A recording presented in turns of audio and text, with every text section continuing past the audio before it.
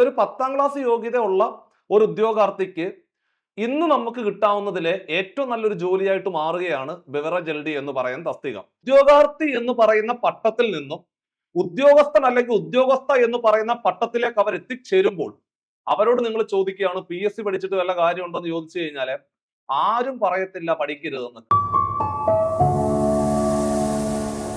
എല്ലാവർക്കും നമസ്കാരം. CC general PSC ചാനലിന്റെ മറ്റൊരു വീഡിയോ സെഷനിലേക്ക് എല്ലാവർക്കും സ്വാഗതം. എൻ്റെ പേര് ഷൈജു. അപ്പൊ ഞാൻ ഇന്ന് നിങ്ങളുടെ മുമ്പിൽ വന്നിരിക്കുന്നത് നമുക്ക് വലിയൊരു സന്തോഷ വാർത്ത നിങ്ങളിലേക്ക് അറിയിക്കുവാൻ വേണ്ടിയിട്ടാണ്. നമ്മൾ കഴിഞ്ഞ ദിവസം അറിഞ്ഞതാണ്. നമ്മൾ പഴയത് പറഞ്ഞതുപോലെ തന്നെ മാറ്റങ്ങളൊന്നും ഇല്ല. PSCയുടെ ഭാഗത്ത് നിന്നും നമുക്ക് 10th ലെവലിലെ അവസാന പരീക്ഷ കൂടി നമ്മുടെ മുമ്പിലേക്ക് വരികയാണ്. നമ്മൾ നേരത്തെ പറഞ്ഞിട്ടുണ്ടായിരുന്നു ബിവറേജസ് കോർപ്പറേഷൻ LD പരീക്ഷ കൂടി ഇനി വരാനുള്ളൂ എന്നുള്ള കാര്യം നേരത്തെ പറഞ്ഞിട്ടുണ്ടായിരുന്നു. അത് അതുപോലെ തന്നെ സംഭവിച്ചിരിക്കുകയാണ്. കഴിഞ്ഞ ദിവസം PSC യോഗം കൂടി തീരുമാനമെടുത്തുകൊണ്ട് ഈ പറയുന്ന നമ്മുടെ വളരെ പ്രധാനപ്പെട്ട ബിവറേജസ് കോർപ്പറേഷൻ LDC പരീക്ഷയുടെ വിജ്ഞാപനം പുറപ്പെടുവിക്കാൻ തീരുമാനിച്ചിരിക്കുകയാണ്. സോ 6 മാസം മുമ്പ് നമ്മൾ ഇതുമായിട്ട് ബന്ധപ്പെട്ടുകൊണ്ട് ഒരു വീഡിയോ ചെയ്തിട്ടുണ്ടായിരുന്നു. അതിനു മുമ്പ് തന്നെ എല്ലാ പരീക്ഷകളുടെയും നോട്ടിഫിക്കേഷൻ വരുന്നതിന് ഒരു 6 മാസം മുമ്പേ തന്നെ നമ്മൾ കൃത്യമായിട്ട് ഇന്ന പരീക്ഷയുടെ നോട്ടിഫിക്കേഷൻ ഈ ഒരു സമയത്ത് വരും, നിങ്ങൾ ഇങ്ങനെയാണ് പഠിക്കേണ്ടത്, ഈ രീതിയിൽ പഠിച്ചു കഴിഞ്ഞാൽ 2026 നടക്കാൻ പോകുന്ന ഇത്തരം പരീക്ഷകളിൽ നിങ്ങൾക്ക് ആദ്യത്തെ റാങ്കുകളിലേക്ക് എത്താം എന്നുള്ള കാര്യം നമ്മൾ നേരത്തെ പറഞ്ഞിട്ടുണ്ടായിരുന്നു. സോ ഒരു ദീർഘവീക്ഷണത്തോടു കൂടി തന്നെയാണ് നമ്മൾ ഈ പറഞ്ഞ തസ്തികകളെല്ലാം മുമ്പിൽ കണ്ടത്. സോ അതിന്റെ ഭാഗമായിട്ട് നമ്മുടെ ഈ 2025 അവസാനത്തോടു കൂടി നമ്മുടെ മുമ്പിൽ വരാൻ പോകുന്ന അവസാനത്തെ വളരെ പ്രധാനപ്പെട്ട ഒരു പരീക്ഷയാണ് ബിവറേജസ് കോർപ്പറേഷൻ LDC പരീക്ഷ എന്ന് പറയുന്നത്. 2025 ഡിസംബറിന്റെ അവസാനത്തോടു കൂടി നമ്മുടെ മുമ്പിലേക്ക് നോട്ടിഫിക്കേഷൻ വരും. സോ അങ്ങനെയാണെങ്കിൽ 2025 ഏജ് ഓവർ ആയി പോകുന്ന ആൾക്കാർക്ക് കൂടി ഈ പരീക്ഷ എഴുതുവാൻ സാധിക്കും എന്നുള്ളതാണ് മറ്റൊരു പ്രത്യേകത. അങ്ങനെ ഈ ഒരു സാധ്യത കൂടി നമ്മൾ പരമാവധി പ്രയോജനപ്പെടുത്തിക്കൊണ്ട് വേണം മുമ്പോട്ട് പോകുവാൻ എന്നുള്ള കാര്യം ഈ ഒരു സാഹചര്യത്തിൽ ഓർമ്മപ്പെടുത്തുകയാണ്. അപ്പൊ ഒരുപാട് സാധ്യതകളുടെ കൂടെ നമ്മുടെ മുമ്പിലേക്ക് ബിവറേജസ് LD കൂടി വരുമ്പോൾ ഇത്തവണ 2025 എന്ന് പറയുന്ന വർഷം നമ്മുടെ കരിയറിലെ മറക്കാനാകാത്ത ഒരുപാട് അവസരങ്ങൾ PSC മുമ്പിൽ തന്ന വളരെ പ്രധാനപ്പെട്ട ഒരു വർഷമായി ചരിത്രം രേഖപ്പെടുത്തുകയാണ്. ഈ അവസരങ്ങളാണ് നമ്മൾ തീർച്ചയായിട്ടും പ്രയോജനപ്പെടുത്തിക്കൊണ്ട് നമ്മുടെ കൃത്യം ഗോളാക്കി മാറ്റേണ്ടത്. അത് നിങ്ങളുടെ കഴിവാണ്. ആ ഒരു കാര്യം നിങ്ങളുടെ കൈകളിലാണ് ഇരിക്കുന്നത്. അപ്പൊ അതുകൊണ്ട് വലിയ പ്രതീക്ഷയോടുകൂടി, വലിയ ശുഭാപ്തി വിശ്വാസത്തോടുകൂടി, ദൃഢനിശ്ചയത്തോടുകൂടി നിങ്ങൾക്ക് ഈ പരീക്ഷകളെ തയ്യാറെടുത്തുകൊണ്ട് മുമ്പോട്ട് പോകണമെന്ന് ആദ്യമേ സ്നേഹത്തിന്റെ ഭാഷയിൽ ഓർമ്മപ്പെടുത്തുകയാണ്. ഒരു കാരണവശാലും വിട്ടുവീഴ്ച മനോഭാവം ഇതിനകത്ത് നടത്തരുത്. കാരണം ഇതുപോലെ ഒരു അവസരം ഇനി നിങ്ങളുടെ മുമ്പിലെ ഒരു 3 വർഷം അല്ലെങ്കിൽ 5 വർഷത്തോളം കഴിഞ്ഞെങ്കിൽ മാത്രമേ ഇത്തരത്തിലെ വലിയ നോട്ടിഫിക്കേഷനും ചാകരയുമായിട്ടുള്ള ഈ ഒരു യുഗം നമ്മുടെ മുമ്പിലേക്ക് വരുത്തുള്ളൂ. അപ്പൊ അതുകൊണ്ട് വലിയ വലിയ പ്രതീക്ഷയോടുകൂടി നിങ്ങൾ ഇത്തരം പരീക്ഷകൾക്ക് വേണ്ടി തയ്യാറെടുക്കണം. 2025 2026 കാലഘട്ടം നമ്മുടെ ജീവിതത്തിലെ മറക്കാനാകാത്ത ഒരു സർക്കാർ ജോലി നേടിത്തന്ന ഒരു വർഷം അല്ലെങ്കിൽ ഒരു കാലഘട്ടമായിട്ട് നിങ്ങളുടെ ജീവിതം, നിങ്ങളുടെ ചരിത്രം രേഖപ്പെടുത്തുന്ന രീതിയിൽ നിങ്ങൾ കർമ്മ മേഖല, പ്രവർത്തന മേഖല വളരെ ദൃഢനിശ്ചയത്തോടു കൂടി മുമ്പോട്ട് കൊണ്ടുപോകേണ്ടതാണ്. സ്വാഭാവികമായിട്ടും ഈ തസ്തികയെ കുറിച്ച് പറയുമ്പോൾ മക്കളെ നമുക്കറിയാം, കേരള ബിവറേജസ് കോർപ്പറേഷന്റെ ഏറ്റവും വലിയ പ്രത്യേകത എന്ന് പറഞ്ഞു കഴിഞ്ഞാല് നമ്മുടെ പൊതുഖജനാവിലെ 50% കൂടുതൽ വരുമാനം തരുന്ന കോർപ്പറേഷൻ സ്ഥാപനമാണ് ബിവറേജസ് കോർപ്പറേഷൻ. അതായത് ഏറ്റവും കൂടുതൽ വരുമാനം തരുന്ന വളരെ പ്രധാനപ്പെട്ട ഒരു കോർപ്പറേഷന്റെ കീഴിൽ വരുന്ന തസ്തികയിലേക്കുള്ള നോട്ടിഫിക്കേഷൻ ആണ് നമ്മുടെ മുമ്പിൽ വരാൻ പോകുന്നത്. അപ്പൊ അതുകൊണ്ട് നിങ്ങൾ ഒരു കാരണവശാലും ഇവിടെ ജാഗ്രത കുറവ് വരാൻ പാടില്ല.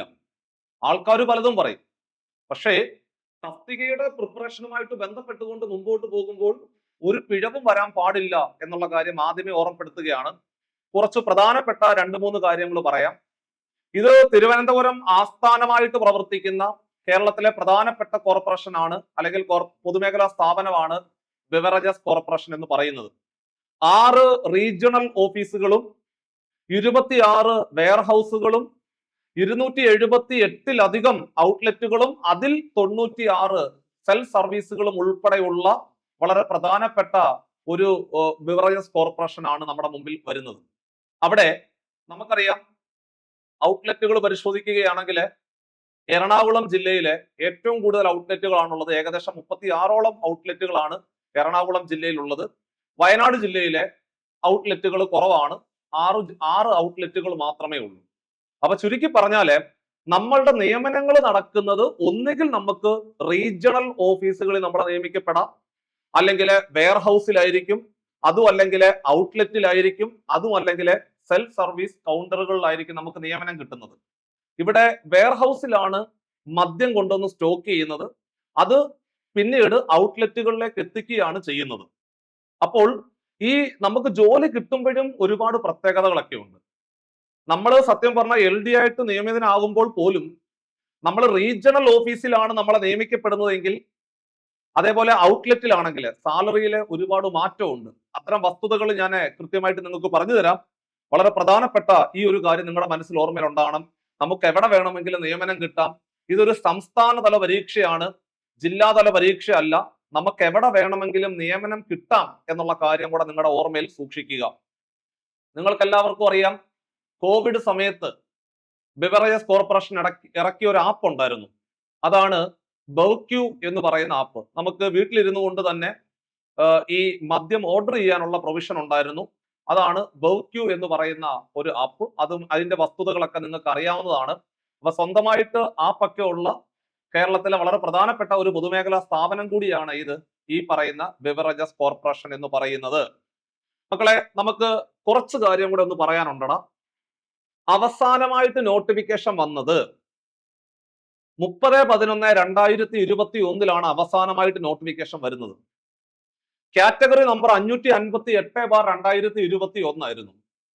പക്ഷേ അന്ന്, അതായത് 2021 അവസാനം നോട്ടിഫിക്കേഷൻ വരുമ്പോൾ ഒരു പ്രത്യേകത ഉണ്ടായിരുന്നു. കോവിഡ് കേരളത്തിലേക്ക് പടർന്നു പിടിച്ചുകൊണ്ടിരിക്കുന്ന ഒരു സമയമായിരുന്നു. അപ്പോൾ ഈ 2021 വന്ന നോട്ടിഫിക്കേഷൻ 2022 പരീക്ഷ നടക്കേണ്ടതായിരുന്നു, പക്ഷെ പരീക്ഷ നടന്നില്ല. 2022 പരീക്ഷ നടക്കാതെ 2023 പരീക്ഷ നടക്കുന്നത്. അങ്ങനെ 2023 പരീക്ഷ നടന്ന് 6/2/2024 റാങ്ക് ലിസ്റ്റ് നിലവിൽ വന്നു. അങ്ങനെ 6/2/2024 റാങ്ക് ലിസ്റ്റ് നിലവിൽ വരുമ്പോൾ ആ റാങ്ക് ലിസ്റ്റിലെ 1619 പേരെ മെയിൻ ലിസ്റ്റിൽ ഉൾപ്പെടുത്തിക്കൊണ്ടുള്ള വലിയൊരു റാങ്ക് ലിസ്റ്റ് ആണ് ഈ പറയുന്ന PSC പുറപ്പെടുവിപ്പിച്ചത്. 1560ഓളം ഉദ്യോഗാർത്ഥികളെ സപ്ലിമെന്ററി ലിസ്റ്റിലും അവിടെ ഉൾപ്പെടുത്തുന്നതായിട്ട് നമ്മൾ കണ്ടു. അപ്പൊ നിങ്ങൾ സ്വാഭാവികമായിട്ടും വിചാരിക്കും, സാറേ 1600 പേരുടെ വലിയൊരു റാങ്ക് ലിസ്റ്റ് പബ്ലിഷ് ചെയ്യുമ്പോൾ തീർച്ചയായിട്ടും അതിൽ പകുതിയിൽ കൂടുതലോ അല്ലെങ്കിൽ പകുതിയോട് അടുത്തോ ഉദ്യോഗാർത്ഥികൾക്ക് നിയമനം കൊടുത്തിട്ടുണ്ടാകുമല്ലോ എന്ന് നിങ്ങൾക്കൊരു തോന്നൽ വരും. പക്ഷെ ചെറിയൊരു പ്രശ്നമുണ്ട്. ഇവിടെ ഈ ബിവറേജസ് കോർപ്പറേഷനിലെ LDC പരീക്ഷയിലെ അല്ലെങ്കിൽ ആ തസ്തികയിലെ നിയമനം വളരെ കുറവാണ്. അത് നിങ്ങൾ പ്രത്യേകം ശ്രദ്ധിക്കേണ്ട ഒരു കാര്യമാണ്. ഇതുവരെ 249 അഡ്വൈസുകൾ മാത്രമേ പോയിട്ടുള്ളൂ. അതായത് 20% ഉദ്യോഗാർത്ഥികൾക്ക് പോലും നിയമനം കൊടുത്തിട്ടില്ല എന്നുള്ള വസ്തുത ഞാൻ മറച്ചു വെക്കുന്നില്ല. അതുകൊണ്ടാണ് ആളുകൾ പലപ്പോഴും പറയുന്നത്, ഈ ബിവറേജസ് കോർപ്പറേഷൻ LDC പരീക്ഷയുമായിട്ട് ബന്ധപ്പെട്ടുകൊണ്ട് നമ്മൾ പഠിക്കേണ്ട, ജോലി കിട്ടത്തില്ല, റാങ്ക് ലിസ്റ്റിൽ കിടക്കുന്ന ഉദ്യോഗാർത്ഥികൾക്ക് പോലും നിയമനം കിട്ടുന്നില്ല എന്നുള്ള വസ്തുതകളൊക്കെ പറയുന്നതിന്റെ കാരണം നിയമനം കുറവായതുകൊണ്ട് മാത്രമാണ്. വലിയൊരു റാങ്ക് ലിസ്റ്റ് ഇട്ടിട്ട് അവിടെ ഒരുപാട് ഉദ്യോഗാർത്ഥികളെ പ്രതീക്ഷയുടെ മുൾമുനയിൽ നിർത്തുന്നത് സത്യം പറഞ്ഞാൽ അത്രയും വലിയൊരു റാങ്ക് ലിസ്റ്റ് വേണ്ടായിരുന്നു എന്ന് ഞാൻ ഉൾപ്പെടെയുള്ള പൊതുസമൂഹം ചിന്തിക്കുന്ന ഒരു റാങ്ക് ലിസ്റ്റ് തന്നെയായിരുന്നു അത്. അത്രയും വലിയ റാങ്ക് ലിസ്റ്റ് വേണ്ടായിരുന്നു. കാരണം ആളുകൾക്ക് ചെറിയൊരു പ്രതീക്ഷയെങ്കിലും കൊടുത്തു. കാരണം നമ്മൾ സ്വാഭാവികമായിട്ട് റാങ്ക് ലിസ്റ്റിൽ നിലവിൽ ഇടം പിടിക്കുമ്പോൾ തീർച്ചയായിട്ടും അത് നമുക്ക് ജോലിയായിട്ട് കിട്ടുമെന്ന് നമുക്ക് വലിയൊരു പ്രതീക്ഷ ഉണ്ടായിരുന്നു. പക്ഷേ ഈ പറയുന്ന വലിയ റാങ്ക് ലിസ്റ്റിലെ ഇത്രയും ഉദ്യോഗാർത്ഥികൾക്ക് മാത്രമേ നിയമനം പോയിട്ടുള്ളൂ. വെറും 249 ഉദ്യോഗാർത്ഥികൾക്ക് മാത്രമേ നിയമനം പോയിട്ടുള്ളൂ. നിങ്ങൾ ആലോചിക്കേണ്ട ഒരു വസ്തുത, നമ്മള് സത്യം പറഞ്ഞ 1619 പേരുടെ ഒരു മെയിൻ ലിസ്റ്റ് ഇടുമ്പോൾ ആ 1619 പേർക്ക് നിയമനം കിട്ടത്തില്ലല്ലോ. അത് സ്വാഭാവികമല്ലേ.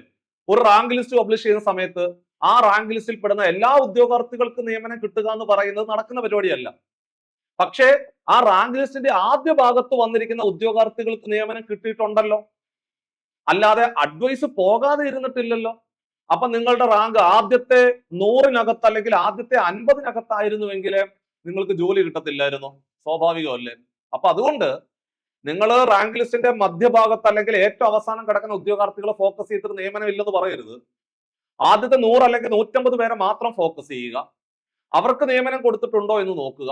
അങ്ങനെയാണെന്നുണ്ടെങ്കിൽ ആ തസ്തിക വീണ്ടും വിളിക്കപ്പെടും. അത് സ്വാഭാവികമാണ്. അപ്പൊ വേണമെങ്കിൽ നിങ്ങൾക്ക് പറയാം, ഈ 1600 പേർക്ക് നിയമനം കൊടുത്തിട്ട് പോരെ, അടുത്ത ലിസ്റ്റ് വിളിക്കേണ്ട അല്ലെങ്കിൽ അടുത്ത നോട്ടിഫിക്കേഷൻ വന്നാൽ പോരെ. അങ്ങനല്ല. നമുക്കൊരു ഇന്ത്യൻ ഭരണഘടനയുണ്ട്, അല്ലെങ്കിൽ PSC കൃത്യമായിട്ട് ഈ പറഞ്ഞ രീതിയിൽ ആ ഒരു കാലഘട്ടത്തിലെ ഒരു റാങ്ക് ലിസ്റ്റ് പബ്ലിഷ് ചെയ്യുന്ന 3 വർഷത്തേക്കാണ്. ആ 3 വർഷത്തിനുള്ളിലെ വരുന്ന ഒഴിവുകൾക്ക് നിയമനം കൊടുക്കും. അത് സർക്കാരിന്റെ ശുപാർശയോടുകൂടിയാണ്. അപ്പോൾ അതിനകത്ത് ഈ 1600 പേർക്ക് നിയമനം കിട്ടത്തില്ല, കുറച്ചു പേർക്ക് മാത്രം നിയമനം കിട്ടത്തുള്ളൂ. പക്ഷെ എപ്പോഴും ശ്രദ്ധിക്കേണ്ടത്, നമ്മൾ ആദ്യ റാങ്കുകളിൽ വരാൻ പ്രത്യേകം ശ്രദ്ധിക്കണം. ആദ്യ റാങ്കുകളിൽ വരുവാണെന്നുണ്ടെങ്കിൽ നമുക്ക് ജോലി കിട്ടും, അത്രേ ഉള്ളൂ. അല്ലാതെ നമ്മുടെ റാങ്ക് ഇപ്പൊ 800 1000 ഒക്കെ ആണെന്നുണ്ടെങ്കിൽ ജോലി കിട്ടാൻ വലിയ ബുദ്ധിമുട്ടാണ്. അപ്പൊ അതുകൊണ്ട് ബെവറേജസ് കോർപ്പറേഷൻ LDC പരീക്ഷയ്ക്ക് തയ്യാറെടുക്കുന്ന ഉദ്യോഗാർത്ഥികൾ പ്രത്യേകം ശ്രദ്ധിക്കണം. നിങ്ങളുടെ റാങ്ക് ആദ്യത്തെ 50 അല്ലെങ്കിൽ ആദ്യത്തെ 100-നകത്തേക്ക് നിങ്ങൾ എത്തിക്കുക എന്നുള്ള വലിയൊരു ദൗത്യം കൂടി ഈ ഒരു ഭാഗത്ത് നിങ്ങൾ ഉണ്ടെന്നുള്ള കാര്യം മറന്നു പോകരുത്. അത് നിങ്ങൾ പ്രത്യേകം ശ്രദ്ധിക്കണം. ഇനി കഴിഞ്ഞ കട്ട് ഓഫ് നോക്കുകയാണെന്നുണ്ടെങ്കിൽ പ്രിലിംസും ഉണ്ടായിരുന്നു, മെയിൻസും ഉണ്ടായിരുന്നു. ആ പ്രിലിംസിന്റെ കട്ട് ഓഫ് 80 ആയിരുന്നു. ആലോചിച്ച് നോക്കും. 80 കട്ട് ഓഫ് വരിക എന്ന് പറയുമ്പോൾ ഒന്ന് ആലോചിച്ച് നോക്കണം. മെയിൻസിന്റെ കട്ട് ഓഫ് വന്ന് 76 ആയിരുന്നു. ഈ 76.67 എന്ന് പറയുന്ന മെയിൻസിന്റെ കട്ട് ഓഫ് അത്രയും വന്നിട്ട് പോലും 1619 ഉദ്യോഗാർത്ഥികളെ മെയിൻ ലിസ്റ്റിൽ ഉൾപ്പെടുത്താൻ സാധിച്ചിട്ടുണ്ടെങ്കിൽ ആ പരീക്ഷ എഴുതിയ ഉദ്യോഗാർത്ഥികളുടെ കോമ്പറ്റീഷൻ നിങ്ങളൊന്ന് ആലോചിച്ച് നോക്കി. അതാണ് വസ്തുത. അപ്പൊ നിങ്ങൾ വിചാരിക്കും, സാർ ഈ സാധാ LDയും അതേപോലെ ബിവറേജസ് LDയും തമ്മിൽ എന്താണ് ഇത്രയും കോമ്പറ്റീഷൻ കൂടാനുള്ള കാരണം? അത് സാലറി തന്നെയാണ്. സാധാരണ ഒരു LDക്ക് കിട്ടുന്ന സാലറി അല്ല ബൗക്കോ LDക്ക് കിട്ടുന്നത്. സാലറിയുടെ കാര്യം നമുക്ക് പിന്നെ ഡിസ്കസ് ചെയ്യാം, ഏറ്റവും അവസാനം ഞാൻ പറയുന്നുണ്ട്. അപ്പൊ അതുകൊണ്ട് ഈ സാധാരണ LDC പരീക്ഷയ്ക്ക് തയ്യാറെടുക്കുന്ന ഉദ്യോഗാർത്ഥികൾ പോലും അവർക്ക് നല്ല ഡിപ്പാർട്ട്മെന്റ് കിട്ടിയില്ലെങ്കിൽ അവര് ബിവറേജസ് തന്നെ നിൽക്കും. അതാണ് മറ്റൊരു വസ്തുത. കാരണം ശമ്പളം അത്രയും വരുന്നുണ്ട്. ശമ്പളത്തിന്റെ കാര്യം നമുക്ക് പിന്നീട് ഒന്ന് ചർച്ച ചെയ്യാം. ഇതിന്റെ ഏറ്റവും അവസാനം ഞാൻ ശമ്പളം കൂടി പറയുന്നുണ്ട്. അപ്പൊ നിങ്ങൾ എല്ലാവരും ഡീറ്റെയിൽഡ് ആയിട്ട് കേട്ടിരിക്കണം. ഇനി മനസ്സിലാക്കേണ്ട ഒരു കാര്യം എന്ന് പറഞ്ഞു കഴിഞ്ഞാല്, നിങ്ങൾ നോക്കിക്കേ, ഈ റാങ്ക് ലിസ്റ്റ് 6/2/2024 തുടങ്ങി 5/2/2027 ആകുമ്പോൾ ഈ റാങ്ക് ലിസ്റ്റ് അവസാനിക്കുകയാണ്. 6/2/2027 പുതിയ റാങ്ക് പട്ടിക നിലവിൽ വരണം. അപ്പൊ 6/2/2027 പുതിയ റാങ്ക് ലിസ്റ്റ് വന്നാൽ മതി. അതായത് 2026 എന്ന് പറയുന്ന ഒരു മൊത്തം വർഷമുണ്ട്, 12 മാസം. പിന്നെ ജനുവരി ഉണ്ട്. ഏത്? 2027 ജനുവരി ഉണ്ട്. അപ്പൊ ചുരുക്കി പറഞ്ഞാൽ 13 മാസം ഇനിയും റാങ്ക് ലിസ്റ്റിന്, 13 മാസത്തിൽ കൂടുതലുണ്ട്, എന്നാലും 13 മാസത്തിൽ കൂടുതൽ ഈ റാങ്ക് ലിസ്റ്റിന് കാലാവധിയുണ്ട്. ഇപ്പം നമുക്കറിയാം, ഒരു 6 മാസത്തിനുള്ളിൽ പുതിയൊരു സർക്കാർ അധികാരത്തിൽ വരാൻ പോവുക. ആ സർക്കാർ ഇറങ്ങുന്ന സമയത്ത് കുറച്ചുകൂടി അഡ്വൈസ് പോകും. ഒരുപാട് പോത്തില്ല, എന്നാലും കുറച്ചുകൂടെ പോകും. അപ്പൊ ചുരുക്കി പറഞ്ഞാൽ, നിങ്ങൾ ഈ പരീക്ഷയ്ക്ക് വേണ്ടി തയ്യാറെടുക്കുമ്പോൾ ഒരുപാട് അഡ്വൈസുകൾ പോകുമെന്ന് പ്രതീക്ഷിക്കരുത്. റാങ്ക് ലിസ്റ്റിന്റെ ആദ്യ ഭാഗത്ത് വരുവാണെങ്കിൽ കരിയർ സേഫായി, ജീവിതം രക്ഷപ്പെട്ടു എന്ന് ഒറ്റ വാക്കിൽ പറയാം. അല്ലാതെ ആൾക്കാർ പറയുന്നത് പോലെ ഈ തസ്തിക വെറുതെയാണ് എഴുതുന്ന പരീക്ഷ, നിയമനം കിട്ടത്തില്ല, അതുകൊണ്ട് നിങ്ങൾ അതിന്റെ പുറകിന് പോകണ്ടെന്നൊക്കെ ആൾക്കാർ പലതും പറയും. ഈ പറയുന്ന ആൾക്കാർ തന്നെ വളരെ ജെന്യുവിനായിട്ടിരുന്ന് പഠിച്ചുകൊണ്ട് അവര് സർക്കാർ ജോലി നേടുകയും ചെയ്യും. ഈ സർക്കാർ ജോലിക്ക് വേണ്ടി തയ്യാറെടുക്കുന്ന ആൾക്കാർ മാത്രമേ നാളെ പുറകോട്ട് വലിക്കത്തുള്ളൂ. കാരണം അവരുടെ മുമ്പിലെ കോമ്പറ്റീഷൻ കുറയ്ക്കുക എന്നുള്ളതാണ് അവരുടെ ലക്ഷ്യം. ഇപ്പൊ നമ്മളിപ്പോ പരീക്ഷയ്ക്ക് വേണ്ടി പഠിച്ചുകൊണ്ടിരിക്കുന്ന ഒരുത്തൻ സ്വാഭാവികമായിട്ടും അവൻ പറയുന്നത് എന്തെന്നറിയോ? ഓ പഠിക്കണ്ട, ജോലി കിട്ടത്തില്ലെന്നൊക്കെ പറയത്തുള്ളൂ. പക്ഷേ ജോലി കിട്ടിപ്പോയ ഒരു ഉദ്യോഗസ്ഥനോട് നിങ്ങളൊന്ന് ചോദിച്ചു നോക്കിയേ. അതായത് ഉദ്യോഗാർത്ഥി എന്ന് പറയുന്ന പട്ടത്തിൽ നിന്നും ഉദ്യോഗസ്ഥൻ അല്ലെങ്കിൽ ഉദ്യോഗസ്ഥ എന്ന് പറയുന്ന പട്ടത്തിലേക്ക് അവർ എത്തിച്ചേരുമ്പോൾ അവരോട് നിങ്ങൾ ചോദിക്കുകയാണ്, PSC പഠിച്ചിട്ട് വല്ല കാര്യമുണ്ടോ എന്ന് ചോദിച്ചു കഴിഞ്ഞാല് ആരും പറയത്തില്ല പഠിക്കരുതെന്ന്. കാരണം എന്താ അറിയോ? അവര് ജോലിക്ക് കയറി PSC പഠിച്ചത് കൊണ്ട്, കഷ്ടപ്പെട്ടത് കൊണ്ടുമാണ്. അപ്പൊ അതുകൊണ്ട് ഒരു PSC പഠിച്ച് വിജയത്തിലേക്ക് എത്തുക എന്ന് പറയുന്നത് വലിയൊരു ദൗത്യം തന്നെയാണ്. സത്യം പറഞ്ഞു കഴിഞ്ഞാല് നമ്മളെ ഈ ഒരു യാത്ര അത്ര സുഗമമല്ല. നമ്മളെ പിറകോട്ട് വലിക്കാൻ 1000 നാവുകളും 1000 കരങ്ങളും ഉണ്ടാവും. PSC പഠിക്കേണ്ട, രക്ഷപ്പെടത്തില്ല, അങ്ങനെ ഇങ്ങനെ ഒരുപാട് കാര്യങ്ങൾ ആൾക്കാർ പറയും. പക്ഷേ നമ്മൾ PSC വഴി ജോലിയിലേക്ക് കയറി കഴിയുമ്പോൾ നമ്മുടെ കരിയർ അവിടെ സേഫ് ആവുകയാണ് ചെയ്യുന്നത്. നമ്മുടെ സമൂഹം തന്നെ ബഹുമാനിക്കും, വീട് ബഹുമാനിക്കും. നമുക്കൊരു 10-25 ലക്ഷം രൂപ ലോൺ വേണമെന്നുണ്ടെങ്കിൽ ആരുടെ ഔദാര്യം വേണ്ട, നിങ്ങൾക്ക് നിങ്ങളെ വീട്ടിലോട്ട് വരും, ബാങ്കിലെ ആൾക്കാർ വീട്ടിലോട്ട് വന്നിട്ട് നിങ്ങൾക്ക് ലോൺ വരെ തരും. അപ്പൊ അതുകൊണ്ട് നമ്മുടെ ജീവിതം അതോടുകൂടി സേഫ് ആവുകയാണ് ചെയ്യുന്നത്. അപ്പൊ അതുകൊണ്ട് വലിയ പ്രതീക്ഷയോടുകൂടി വേണം നിങ്ങളുടെ മുമ്പിലേക്ക് വരുന്ന ഓരോ അവസരങ്ങളും നിങ്ങൾ നേരിടാൻ. അല്ലാതെ ആൾക്കാർ പറയുന്നത് കേട്ടോണ്ടിരുന്നു കഴിഞ്ഞാൽ അവരങ്ങനെ പറയത്തുള്ളൂ. നെഗറ്റീവായിട്ട് ചിന്തിക്കുന്ന ആൾക്കാർ നെഗറ്റീവായിട്ട് മാത്രമേ പറയത്തുള്ളൂ. ആരും രക്ഷപ്പെടണമെന്ന് ഒരിക്കലും ആഗ്രഹിക്കുന്ന ഒരാൾക്കാരല്ല. നമ്മുടെ അയലത്തുള്ള ആരെങ്കിലും ആഗ്രഹിക്കും നമ്മൾ രക്ഷപ്പെടണമെന്ന് ആഗ്രഹിക്കും? ഒരിക്കലും ഇല്ല. നമ്മൾ രക്ഷപ്പെടണം എന്ന് ചിന്തിക്കണമെങ്കിൽ നമ്മുടെ കുടുംബവും നമ്മൾ മാത്രമായിരിക്കും ചിന്തിക്കുന്നത്. അപ്പൊ ആ ഒരു ചെറിയൊരു ബൗണ്ടറിക്കകത്താണ് നമ്മളുടെ വിജയം ആഗ്രഹിക്കുന്ന ആൾക്കാരുടെ എണ്ണം എന്ന് പറഞ്ഞത്. ഒരു 100 പേരെ എടുത്തു കഴിഞ്ഞാല് എടാ ഒരു 95 പേര് നിങ്ങൾ വിജയിക്കരുത്, നിങ്ങൾ നന്നാകരുത്, നിങ്ങൾ രക്ഷപ്പെടരുതെന്ന് ചിന്തിക്കുന്ന ആൾക്കാരാ. ബാക്കിയുള്ള 5 പേര് മാത്രമേ ചിന്തിക്കുന്നുള്ളൂ. ആ 5 പേരെന്ന് പറഞ്ഞാൽ നിങ്ങളുടെ കുടുംബത്തിലുള്ള ആൾക്കാരായിരിക്കും. ഒന്നും നിങ്ങളുടെ അച്ഛനോ അമ്മയോ അല്ലെങ്കിൽ ഭാര്യയോ ഭർത്താവോ മക്കളോ ഒക്കെ മാത്രമായിരിക്കും ചിന്തിക്കുന്നത് രക്ഷപ്പെടണമെന്ന്. അപ്പൊ അതുകൊണ്ട് നിങ്ങൾ പ്രത്യേകം ശ്രദ്ധിക്കേണ്ട ഒരു കാര്യം എന്ന് പറഞ്ഞു കഴിഞ്ഞാൽ ആൾക്കാർ പറയുന്ന കേട്ടതിന്റെ പുറകിന് പോവാതിരിക്കുക. ഇനി അവരെന്തെങ്കിലും പറയുവാണെങ്കിൽ ഈ ചെവി കൂടെ കേട്ട് ആ ചെവി കൂടെ കളയുക. അങ്ങനെയാണ് ചെയ്യേണ്ടത്. 179ാമതായിട്ട് നിൽക്കുന്ന ഓപ്പൺ കാറ്റഗറിയിലെ ഉദ്യോഗാർത്ഥിക്ക് നിയമനം പോയിട്ടുണ്ട്, അഡ്വൈസ് പോയിട്ടുണ്ട്. ഇനി അവൻ ജോലിക്ക് കയറിയോ ഇല്ല എന്നുള്ള കാര്യം അവനെ ഡിപ്പെൻഡ് ചെയ്തിരിക്കും. താണ്ടെ EWS കാറ്റഗറിയിൽപ്പെട്ട ഉദ്യോഗാർത്ഥി 155, ഈഴവ കാറ്റഗറിയിൽപ്പെട്ടവന് താണ്ട 180, SC/ST സപ്ലിമെന്ററി ലിസ്റ്റിലേക്ക് പോയിട്ടുണ്ട്. മുസ്ലിം 586ലേക്ക് പോയിട്ടുണ്ട് കേട്ടോ. 586ാമതായിട്ട് നിൽക്കുന്ന ഉദ്യോഗാർത്ഥിക്ക് നിയമനം പോയിട്ടുണ്ട്. ലത്തീൻ കത്തോലിക്കൊക്കെ 910ലേക്ക് പോയിട്ടുണ്ട്. OBC 209 പോയിട്ടുണ്ട്. വിശ്വകർമ്മ 309 പോയിട്ടുണ്ട്. ഹിന്ദു നാടാർ 154ലേക്ക് പോയിട്ടുണ്ട്. ധീവര 200. അങ്ങനെ ചുരുക്കി പറഞ്ഞാൽ 249 അഡ്വൈസുകൾ മാത്രമേ പോയിട്ടുള്ളെങ്കിലും സംവരണ സമുദായത്തിൽപ്പെട്ട ഉദ്യോഗാർത്ഥികൾക്ക് വലിയൊരു നേട്ടം ഉണ്ടാക്കിയെടുക്കുവാന് ഈ നിലവിലെ റാങ്ക് ലിസ്റ്റ് സാധിച്ചു എന്നുള്ളതാണ് മറ്റൊരു വസ്തുത. അപ്പൊ അതുകൊണ്ട് വലിയ പ്രതീക്ഷയോടുകൂടി നിങ്ങൾ ഈ പരീക്ഷയ്ക്ക് വേണ്ടി തയ്യാറെടുക്കണമെന്ന് ഒരിക്കൽ കൂടി സ്നേഹത്തിന്റെ ഭാഷയിൽ ഓർമ്മപ്പെടുത്തുകയാണ്. ഇനി നിങ്ങൾ ഇവിടെ 2021 ബിവറേജസ് കോർപ്പറേഷനിലെ ഈ പറയുന്ന പോലെ ഈ സ്റ്റാഫിന് ഒരു പാറ്റേൺ വരുന്നത്. നിങ്ങൾ ബിവറേജിലെ ജോലിക്കാരനായിട്ട് ആദ്യമായിട്ട് കയറുന്നു എങ്കിൽ നിങ്ങൾക്ക് ആദ്യം വരുന്ന തസ്തിക എന്ന് പറഞ്ഞാൽ OA. അതാണ് നമ്മൾ കമ്പനി ബോർഡ് LGS പരീക്ഷ എഴുതുന്നത് അല്ലേ? നിങ്ങൾ ഓരോരുത്തരും അപ്ലൈ ചെയ്തിട്ടുണ്ടാവും. അപ്പൊ ഇത്തവണ നമ്മൾ കമ്പനി ബോർഡ് LGS എഴുതുന്നുണ്ട്. അതായത് ബിവറേജസിലേക്കുള്ള LGSന്റെ പരീക്ഷ എഴുതുന്നുണ്ട്. ഈ പറയുന്ന പോലെ LDയും വരുന്നുണ്ട്. പക്ഷെ LGSന് കുറച്ചുകൂടെ നിയമനം നടക്കും, അത് നമുക്കറിയാവുന്ന കാര്യമാണ്. അപ്പോൾ ഇവിടെ നിങ്ങൾ OA ആയിട്ട് കയറുന്നു. അതായത് നമ്മൾ ഈ പറയുന്നത് പോലെ നമുക്ക് 3 വഴികളാണ് ഇവിടേക്ക് എത്താനുള്ളത്. ഒന്ന്, മക്കളെ നിങ്ങൾക്ക് വേണമെങ്കിൽ OA ആയിട്ട് കയറാം.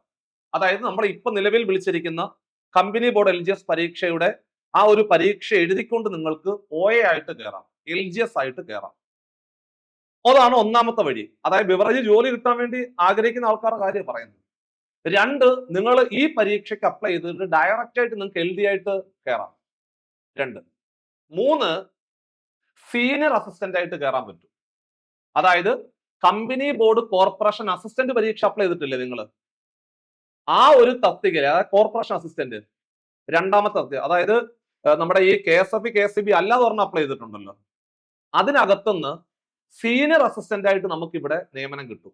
നേരത്തെ അത് ഈ പറയുന്നത് പോലെ അസിസ്റ്റന്റ് ഗ്രേഡ് 2 ആയിരുന്നു. പക്ഷെ ഇപ്പം തസ്തികയുടെ പേര് മാറ്റിയിട്ട് സീനിയർ അസിസ്റ്റന്റ് ആയിട്ട് കയറാം നമുക്ക്. അപ്പൊ ചുരുക്കി പറഞ്ഞാല് ഈ 3 വഴികളിൽ കൂടി നമുക്ക് ഡയറക്റ്റ് ആയിട്ട് ബെവറേജസിലെ ജോലിക്ക് കയറാൻ പറ്റും. ഇനി നിങ്ങൾ ആദ്യമായിട്ട് OA ആയിട്ട് കയറുവാണെങ്കിൽ LD ആവും. 2 വർഷം കൊണ്ട് നിങ്ങൾ LD ആവും.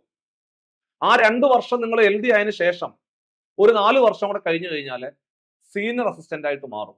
അപ്പൊ ഒരു 6 വർഷം കൊണ്ട് നമ്മുടെ കരിയർ അടിപൊളിയായിട്ട് മാറും, സാലറി സ്കെയിലൊക്കെ മാറും. പക്ഷേ ഈ പറയുന്നത് പോലെ നിങ്ങൾ OA ആണെങ്കിലും LD ആണെങ്കിലും അതല്ല, കുറച്ച് നാൾ കഴിയുമ്പോൾ UD ആവുന്നു, സീനിയർ അസിസ്റ്റന്റ് ആയിട്ട് മാറുന്നു. പിന്നീട് നിങ്ങൾ ആ ഷോപ്പ് അല്ലെങ്കിൽ അസിസ്റ്റന്റ് മാനേജർ ആകുന്നു. പിന്നെ നിങ്ങൾക്ക് ഒരു ഔട്ട്ലെറ്റ് ആണെങ്കിൽ നിങ്ങൾ മാനേജർ ആവുന്നു. ഏറ്റവും അവസാനം നിങ്ങൾ ഇവിടെ റീജിയണൽ മാനേജർ ആകുന്നു. അത് എത്താൻ ഇച്ചിരി ബുദ്ധിമുട്ടാണ്, എന്നാലും റീജിയണൽ മാനേജർ കൂടി ആകാനുള്ള വലിയൊരു സാധ്യതയുണ്ട്. അപ്പോ ഈ പറയുന്ന പരീക്ഷകൾക്ക് അപ്ലൈ ചെയ്യുന്ന ഉദ്യോഗാർത്ഥികൾക്ക് നിങ്ങളുടെ കരിയറിൽ വലിയ ഗ്രോത്ത് ഇല്ലെന്ന് പറയുന്നത് ശുദ്ധ അസംബന്ധമാണ്. നിങ്ങൾക്ക് OA ആയിട്ട് കയറിയാൽ പോലും നിങ്ങൾക്ക് ഒരുപാട് സർവീസ് ഉണ്ടെങ്കിൽ നിങ്ങൾക്ക് റീജിയണൽ മാനേജർ ആയിട്ട് വരെ പോകാം കരിയറിന്റെ അവസാനം.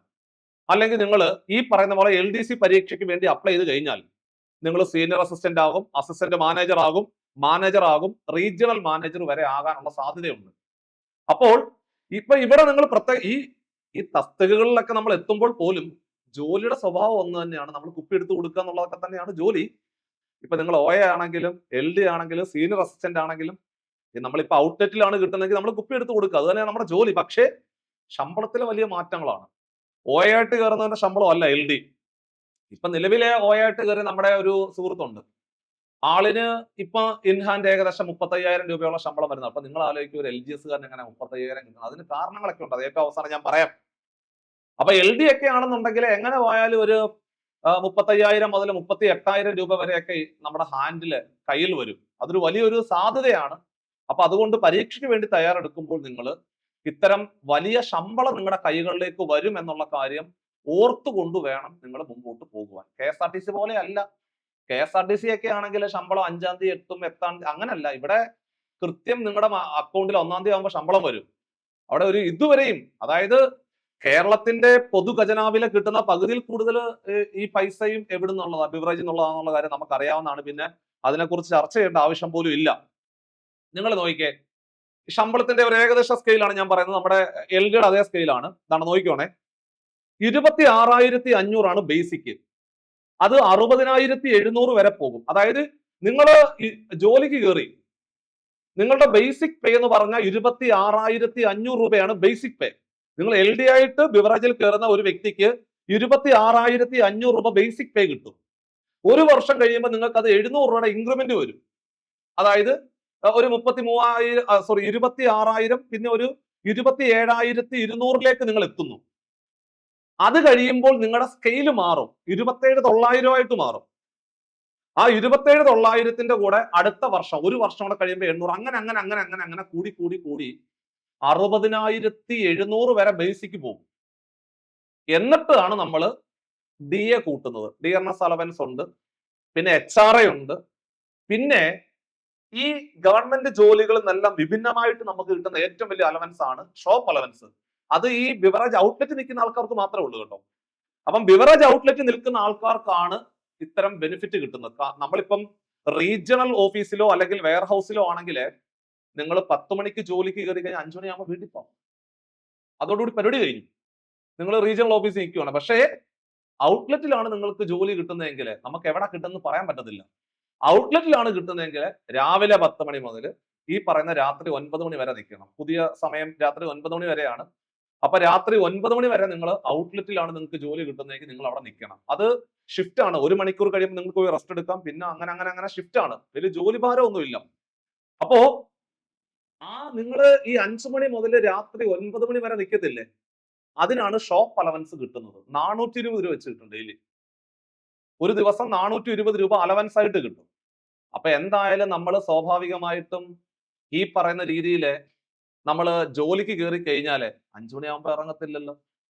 എന്തായാലും 5 മണി മുതൽ 9 മണി വരെ നിൽക്കുവാണെങ്കിൽ ഒരു 420 രൂപ കൂടി അലവൻസ് കിട്ടത്തില്ലേ. അപ്പൊ എങ്ങനെ പോയാലും നമുക്കൊരു ഈ പറഞ്ഞ രീതിയിൽ അത് തന്നെ ഏകദേശം ആ ഷോപ്പ് അലവൻസ് തന്നെ ഏകദേശം ഒരു 10,000 രൂപ ഒപ്പിക്കാൻ പറ്റും. ഷോപ്പ് അലവൻസ് മാത്രം ഒരു 10,000 രൂപയോളം നമുക്ക് കിട്ടും. അതാണ് ഏറ്റവും വലിയ പ്രത്യേകത. പിന്നെ അപ്പൊ എല്ലാം കൂടെ കണക്കൂട്ടി വരുമ്പോഴത്തേക്ക് ഈ പറഞ്ഞ രീതിയിൽ ഒരു 38,000-നും 40,000-നും അകത്ത് വരും. അതുകൊണ്ടാണ് ഞാൻ പറഞ്ഞത് ഈ ഒരു ബെനിഫിറ്റ് ഈ പറയുന്ന പോലെ വെയർ ഹൗസിൽ നിൽക്കുന്ന ആൾക്കാർക്കോ അല്ലെങ്കിൽ റീജിയണൽ ഓഫീസിൽ വർക്ക് ചെയ്യുന്ന ആൾക്കാർക്കോ ആ ഒരു ബെനിഫിറ്റ് ഇല്ല. അവർക്ക് ഈ സ്കെയിൽ പേ മാത്രമേ വരത്തുള്ളൂ. 26,500 DAയും HRA മാത്രമേ വരത്തുള്ളൂ. പക്ഷേ ഈ ഷോപ്പ് അലവൻസ് കിട്ടണമെങ്കിൽ നമുക്ക് നമ്മുടെ നിയമനം വരുന്ന എവിടെ ആയിരിക്കണം, ഈ പറയുന്ന പോലെ ഔട്ട്ലെറ്റിലാണെങ്കിൽ മാത്രമാണ് നമുക്ക് ഇത്തരത്തിലുള്ള ഒരു വലിയൊരു ബെനിഫിറ്റ് കൂടി കിട്ടുന്നത്. പിന്നെ ഏറ്റവും വലിയൊരു ഹൈലൈറ്റ് എന്ന് പറഞ്ഞു കഴിഞ്ഞാൽ നമുക്കറിയാം, ഓണം എടുക്കുമ്പോഴത്തേക്ക് ചെറിയ ബോണസ് അല്ല കൈ വരുന്നത്. സാധാരണ സർക്കാർ ജീവനക്കാർക്ക് ഒരു 4,000 രൂപ അല്ലെങ്കിൽ 3,000 രൂപ ആണ് ബോണസ് വരുന്നതെങ്കിൽ ഇവിടെ 1 ലക്ഷം രൂപയൊക്കെയാണ് ബോണസ് വരുന്നത്. കഴിഞ്ഞ പ്രാവശ്യം 1 ലക്ഷം വരുന്നു, ഇത്തവണ 1,400,000 മാറും. അത് വിറ്റുവരവ് അനുസരിച്ചാണ്. ഒരുപാട്, അതായത് കോർപ്പറേഷനോ ഈ സത്യം പറഞ്ഞു കഴിഞ്ഞാല് നമുക്കറിയാവുന്ന കാര്യമാണ്, ഓരോ ഓണം കഴിയുമ്പോഴും അല്ലെങ്കിൽ ഓരോ ക്രിസ്മസ് കഴിയുമ്പോഴും വിറ്റുവരവ് കൂടിക്കൊണ്ടിരിക്കുക. അങ്ങനെ ഓരോ ജില്ലകളിൽ ഇത്ര കോടിക്കണക്കിന് രൂപയുടെ മദ്യം വിറ്റു അങ്ങനെ ആ വിൽക്കുന്നതിനനുസരിച്ചാണ് ബോണസ് കയറി വരുന്നത്. എന്തായാലും കേരളത്തിലുള്ള ആൾക്കാർ കുടി കുറയ്ക്കത്തൊന്നുമില്ല. അപ്പൊ അതുകൊണ്ട് ഇത്തവണ നമുക്ക് 1 ലക്ഷം രൂപയാണ് ബോണസ് കിട്ടിയെങ്കിൽ അടുത്ത പ്രാവശ്യം അത് 1,4 ലക്ഷമായിട്ട് മാറും. അതിനകത്ത് തർക്കമൊന്നുമില്ല. ആ ഹ്യൂജ് ഒരു എമൗണ്ട്, വലിയൊരു 1 ലക്ഷം രൂപ നമുക്ക് പ്രത്യക്ഷത്തിൽ ഒറ്റയടിക്ക് നമ്മുടെ കയ്യിലോട്ട് വരുന്നു എന്നുള്ളത് ഈ ബിവറേജസിൽ മാത്രം വരുന്ന ഒരു പ്രത്യേകതയാണ്. അത് വലിയൊരു സാധ്യതയാണ്. നമ്മുടെ എല്ലാ വർഷവും നമുക്ക് എക്സ്ട്രാ വരുമാനമായിട്ട് 1,00,000 രൂപ അല്ലെങ്കിൽ 1,15,00,000 രൂപ അത് മുമ്പോട്ട് പോകുന്നതോറും കൂടിക്കൊണ്ടിരിക്കുക. അപ്പൊ ആ ഒരു സാധ്യത കൂടി നിങ്ങളുടെ മനസ്സിൽ എപ്പോഴും ഓർമ്മയിൽ ഉണ്ടാകണം. പിന്നെ എല്ലാവരുടെയും ചോദ്യം, സാറേ ഞങ്ങൾ ഇങ്ങനെ കഷ്ടപ്പെട്ട് രാവിലെ 9 മണിക്ക് ഔട്ട്ലെറ്റ് കയറി ഇരുന്നു, വൈകുന്നേരം 10 മണിക്ക് കയറി ഇരുന്നു, വൈകുന്നേരം 9 മണി വരെ പണിയെടുക്കണ്ടേ? പണിയെടുക്കണം, പണിയെടുത്താൽ പൈസ കിട്ടും, അത്രേ ഉള്ളൂ. പണിയെടുത്തില്ലെങ്കിൽ വീട്ടിൽ വെറുതെ ഇരിക്കണം, അത്രേ ഉള്ളൂ, വേറെ കാര്യമൊന്നുമില്ല. എടാ നിങ്ങൾ പണിയെടുക്കുവാണെങ്കിൽ ഇഷ്ടം പോലെ പൈസ ഉണ്ടാക്കാൻ പറ്റും, അത്രേ ഉള്ളൂ. അതല്ലാതെ എനിക്ക് പണിയെടുക്കാനൊന്നും പറ്റത്തില്ല സാറേ, എനിക്ക് 1,00,000 രൂപ വെച്ച് ശമ്പളം വേണമെന്ന് പറഞ്ഞാൽ എവിടെയെങ്കിലും നടക്കുന്ന പരിപാടിയാണ്, അത് നടക്കത്തില്ല. അപ്പൊ അതുകൊണ്ട് പിന്നെ നമ്മുടെ ചോദ്യം എന്ന് പറയുന്നത്, നമുക്ക് ലീവ് എന്ന് പറഞ്ഞു കഴിഞ്ഞാല് ആഴ്ചയിൽ ഒരു ദിവസം ലീവ് എടുക്കുക, അത്രേ ഉള്ളൂ. അതിപ്പോ ഞായറാഴ്ച തന്നെ കിട്ടണം നിർബന്ധമൊന്നുമില്ല. കാരണം ഔട്ട്ലെറ്റുകളൊക്കെ ഞായറാഴ്ച ഓപ്പൺ ആണ്, നിങ്ങൾക്ക് അറിയാവുന്ന കാര്യം. ഔട്ട്ലെറ്റിൽ പോയി പണിയെടുക്കേണ്ടതാ. വെയർ ഹൗസ് ആണെങ്കിൽ കുഴപ്പമില്ല, വെയർ ഹൗസോ അല്ലെങ്കിൽ റീജിയണൽ ഓഫീസ് ഒക്കെ ആണെങ്കിൽ ഈ കലണ്ടർ ചുമന്ന അക്ഷരത്തിൽ കാണുന്നതല്ല അവധിയാണ്. ഔട്ട്ലെറ്റിൽ അങ്ങനെ ഇല്ല, അവധി എന്ന് പറയുന്ന പരിപാടി ഇല്ല. അവധി ഉള്ളത് ഞാൻ എടുത്തു പറയാം, ഡ്രൈ ഡേക്ക് മാത്രമേ ഉള്ളൂ അവധി ഉള്ളൂ. അപ്പോ ചുരുക്കി പറഞ്ഞാല് നിങ്ങൾക്ക് ആഴ്ച ഒരു ദിവസം അവധി എടുക്കാം. നിങ്ങളുടെ കൂടെ ഇപ്പൊ ഒരു ബിവറേജ് ഔട്ട്ലെറ്റിലേക്ക് നമ്മൾ നോക്കുമ്പോഴത്തേക്ക് 2 LD കാണും, ചിലപ്പോൾ 2 LD പോസ്റ്റേ കാണത്തുള്ളൂ. അവിടെ OA ആയിരിക്കും കൂടുതൽ അവര് കൊടുക്കുന്നത്, കാരണം ആ സാലറിയിലുള്ള വ്യത്യാസത്തിന് വേണ്ടിയിട്ടാണ്. പിന്നെ ആ തസ്തിക നിർത്തലാക്കുന്നില്ല എന്ന് മാത്രമേ ഉള്ളൂ. 2 LD അല്ലെങ്കിൽ മാക്സിമം ഒരു 3 LD അത്രേ കാണത്തുള്ളൂ. ബാക്കിയുള്ളവരൊന്നും പണിയെടുക്കത്തില്ല. 2 LD അല്ലെ 3 LD കാണത്തുള്ളൂ. അപ്പൊ അത്രയും പ്രതീക്ഷിച്ചാൽ മതി. അപ്പൊ നിങ്ങൾ എന്ത് ചെയ്യണം എന്നറിയോ? നമുക്ക് ജോലി കിട്ടിക്കഴിഞ്ഞാൽ നമുക്ക് അവരുമായിട്ട് കോമ്പൻസേറ്റ് ചെയ്താൽ മതി. ഇപ്പം എന്ന് പറയുന്ന ഒരുത്തൻ ഇന്ന് വരാന്ന് പറയുന്നു, നീ ഇന്ന് ഒരു കാര്യം ചെയ്യും, നാളെ ഞാൻ അവധിയാ, അപ്പൊ നീ നാളെ പോവാം, അങ്ങനെ അഡ്ജസ്റ്റ് ചെയ്ത് ലീവ് എടുക്കാം. അല്ലാതെ ഞായറാഴ്ച അവധി കിട്ടണം നിർബന്ധമില്ല. നിങ്ങൾക്ക് ആഴ്ച ഒരു ദിവസം അവധി എടുക്കാം. അത് ഏത് ദിവസം വേണമെന്നുള്ളത് നിങ്ങൾ അവിടെ നമ്മുടെ ഔട്ട്ലെറ്റിൽ നിൽക്കുന്ന ആൾക്കാരുമായിട്ട് കൂടിയിരുന്ന് ആലോചിച്ചിട്ട് ഒരു സഹകരണ മനോഭാവത്തോടു കൂടി നിങ്ങൾക്ക് അവധി എടുക്കാം. പിന്നെ നിങ്ങൾക്ക് ഈ പറയുന്ന പോലെ ഈ ചുമന്ന അക്ഷരത്തിൽ കാണുന്ന ദിവസം നിങ്ങൾ വരുന്നു എന്ന് കരുതുക, സർക്കാർ ഓഫീസുകൾക്ക് അവധിയുള്ള ദിവസം. ആ ഒരു ദിവസം നിങ്ങൾ ഔട്ട്ലെറ്റിൽ വന്ന് പണിയെടുക്കുകയാണെങ്കിൽ നിങ്ങൾ കോമ്പൻസേറ്ററി ഓഫ് എടുക്കാം, പിന്നീട് ഏതെങ്കിലും ഒരു ദിവസം അവധി എടുക്കാം. അതിനൊരു പ്രത്യേകതയുണ്ട്, അതാണ് മറ്റൊരു പ്രത്യേകത. മാത്രമല്ല ഒരു വർഷത്തിലെ 12 ക്യാഷ് ലീവും 12 സിക്ക് ലീവും ഉണ്ട്. ഒരു വർഷത്തിൽ 24 ദിവസം ലീവ് ഉണ്ട്. 12 എണ്ണം ക്യാഷ് ലീവും 12 സിക്ക് ലീവും ഉണ്ട്, പോരെ? ഇനി അപ്പൊ നമുക്ക് അതേപോലെ തന്നെ എല്ലാ മാസം 1-ാം തീയതി ഈ പറയുന്ന ഔട്ട്ലെറ്റുകൾ അവധിയാണ്. നമുക്ക് അവധിയായിട്ട് വീട്ടിൽ ഇരിക്കാവുന്ന ദിവസങ്ങളാണ് അത്. അതേപോലെ ഇലക്ഷൻ നടക്കുന്ന അന്നും അതിന്റെ തലേദിവസവും അവധിയാണ്. അതിന്റെ തലേദിവസം 6 മണി വരെയുള്ള ഔട്ട്ലെറ്റ്, അതും കൂടെ പ്രത്യേകം ശ്രദ്ധിക്കാവുന്നതാണ്.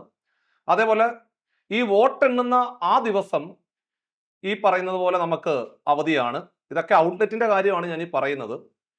അതേപോലെ നമ്മുടെ ഡ്രൈ ഡേയ്സ് ഉണ്ടല്ലോ, ദുഃഖവെള്ളി, അതേപോലെ ജൂൺ 26 എന്ന് പറയുന്ന ദിവസം ശ്രീനാരായണ ഗുരു ജയന്തി, അതേപോലെ ശ്രീനാരായണ ഗുരു സമാധി, ഒക്ടോബർ 2 ഗാന്ധി ജയന്തി, അതേപോലെ ജനുവരി 30 ഗാന്ധി സ്മരണ ദിനം. ഈ ദിവസങ്ങളിലൊക്കെ ബിവറേജ് ഔട്ട്ലെറ്റുകളൊക്കെ അവധിയാണ്.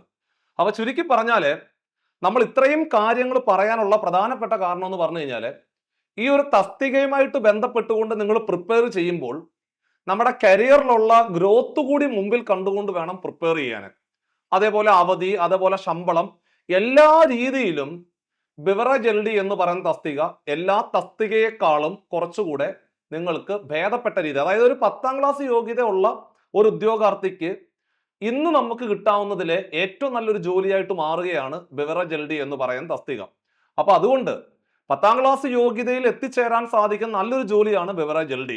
നല്ല രീതിയിൽ പ്രിപ്പയർ ചെയ്തുകൊണ്ട് നിങ്ങൾ മുമ്പോട്ട് പോകണമെന്ന് ഒരിക്കൽ കൂടി ഓർമ്മപ്പെടുത്തുകയാണ്. എല്ലാ രീതിയിലും നിങ്ങൾക്ക് മറ്റൊരു അവസരം കൂടി നിങ്ങളുടെ മുമ്പിൽ വരുമ്പോൾ ഇത്തരം സാധ്യതകളെ മനസ്സിലാക്കിക്കൊണ്ട് നിങ്ങൾ വളരെ ഭംഗിയായിട്ട് മുമ്പോട്ട് പോകണമെന്ന് ഒരിക്കൽ കൂടി ഓർമ്മപ്പെടുത്തുകയാണ്. സിലബസിൽ വലിയ മാറ്റങ്ങളൊന്നുമില്ല. പിന്നെ പ്രിലിംസും മെയിൻസ് നടക്കുമോ എന്ന് ചോദിച്ചു കഴിഞ്ഞാൽ, കഴിഞ്ഞ തവണ പ്രിലിംസ് നടന്നു, മെയിൻസ് നടന്നു. ഇനി അങ്ങനെ ഒരു പാറ്റേണിലേക്ക് പോകുന്നില്ല എന്നുണ്ടെങ്കിൽ അത് PSC യോഗം കൂടി തീരുമാനം എടുക്കണം. ഇത് സ്റ്റേറ്റ് വൈഡ് എക്സാം ആയതുകൊണ്ട് സ്വാഭാവികമായിട്ടും ചിലപ്പോൾ പ്രിലിംസും മെയിൻസ് നടക്കാനുള്ള സാധ്യതയുണ്ട്. അത് തള്ളിക്കളയുന്നില്ല. ഇൻ കേസ് നടന്നില്ല എന്നുണ്ടെങ്കിൽ അത്രയും ഉപകാരം എന്ന് മാത്രമേ പറയാൻ പറ്റത്തുള്ളൂ. എന്തായാലും പ്രിലിംസ് മെയിൻസ് മുമ്പിൽ കണ്ടുകൊണ്ട് നിങ്ങൾ പ്രിപ്പയർ ചെയ്തുകൊണ്ട് മുമ്പോട്ട് പോവുക. മെയിൻസ് പരീക്ഷയുടെ സിലബസ് വെച്ചുകൊണ്ട് ആധികാരികമായിട്ട് പഠിച്ചു വേണം മുമ്പോട്ട് പോകുവാൻ. 2021 മുതൽ 2025 വരെയുള്ള എല്ലാ ചോദ്യപേപ്പർ ഈ ഒരു കാലയളവിൽ നിങ്ങൾ വർക്കൗട്ട് ചെയ്തുകൊണ്ട് വേണം മുമ്പോട്ട് പോകുവാൻ. അപ്പോൾ നമ്മുടെ മുമ്പിലെ ഒരു ഏകദേശം 6 മാസത്തെ സമയമാണ് പഠിക്കുവാൻ കിട്ടുന്നത്. ഞാൻ 6 മാസം മുമ്പ് വീഡിയോ ചെയ്തതാണ്. അന്ന് ഞാൻ നിങ്ങളോട് പറഞ്ഞത് നിങ്ങൾക്ക് 1 വർഷ സമയം ഉണ്ടാവുമെന്നാണ് പറഞ്ഞത്. അവിടുന്ന് 6 മാസം കഴിയുമ്പോൾ വീണ്ടും നിങ്ങളോട് ഞാൻ എടുത്തു പറയുന്നു, നമ്മുടെ ഈ ഒരു പരീക്ഷയുടെ പ്രിപ്പറേഷനുമായിട്ട് ബന്ധപ്പെട്ടുകൊണ്ട് നിങ്ങൾക്കൊരു 6 മാസത്തെ സമയമാണ് മുമ്പിൽ കിട്ടുന്നത്. അപ്പോൾ നമ്മുടെ മുമ്പിൽ വരുന്ന വളരെ പ്രധാനപ്പെട്ട 3 10th ലെവൽ പരീക്ഷകളിൽ ഒന്നാമത്തത് കമ്പനി ബോർഡ് കോർപ്പറേഷൻ LGSന്റെ പരീക്ഷയാണ്.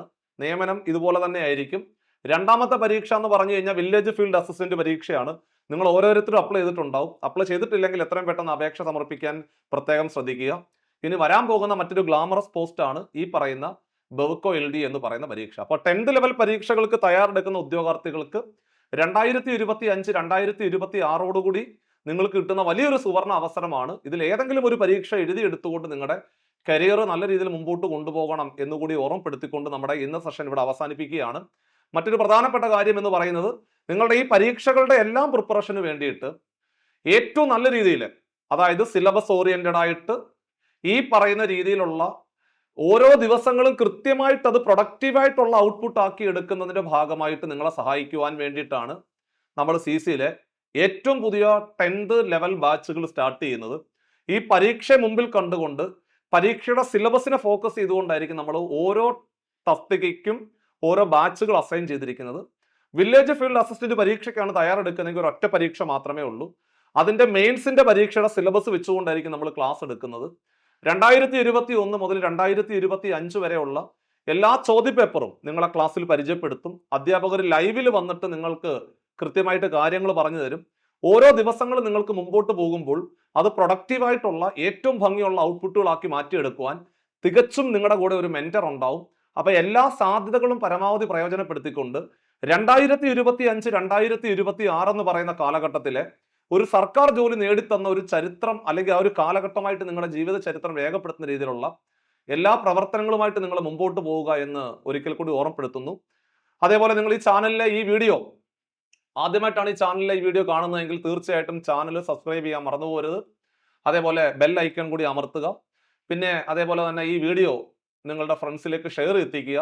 10ാം ക്ലാസ് യോഗ്യതയുള്ള എല്ലാ ഉദ്യോഗാർത്ഥികളും ഇത്തരം പരീക്ഷകൾക്ക് വേണ്ടി തയ്യാറെടുത്തുകൊണ്ട് അവരുടെ കരിയർ സേഫ് ആകട്ടെ. അപ്പൊ നമ്മളുടെ ഒരു സഹായം എന്നോണം ഈ ഒരു വീഡിയോ ഇവിടെ അവസാനിപ്പിക്കുകയാണ്. മറ്റൊരു യൂസ്ഫുൾ സെഷനുമായിട്ട് നമുക്ക് വീണ്ടും കാണാം. ബൈ.